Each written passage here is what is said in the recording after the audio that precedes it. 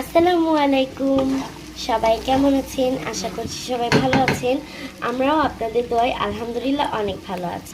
তো আজকে দুপুরে আমাদের বাসায় রান্না হচ্ছে দুপুরে এগুলা রুই মাছ দিয়ে বেগুন দিয়ে আলু রান্না হচ্ছে, আর মুড়ি ঘন্ট করবে।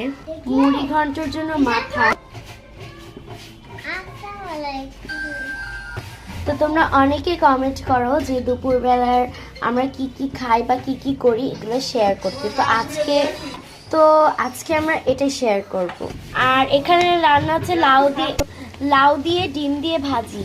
আর এখানে রাইস কুকারে হচ্ছে কি ভাত রান্না হচ্ছে।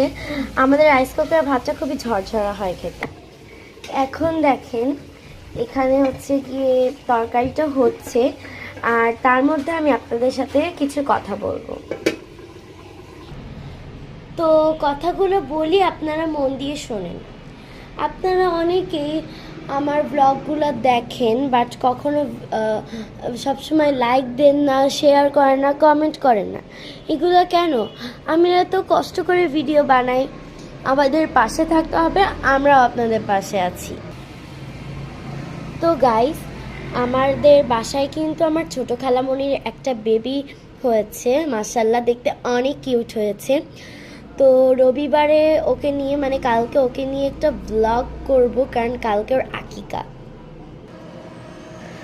তো ওর ব্লগে আপনারা ওর সব ইনফরমেশন জানতে পারবেন, শুধু ওর বয়সটা বাদে।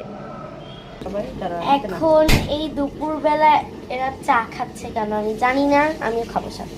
গাইস চলেন আপনাদেরকে একটু ছাদে নিয়ে যাই।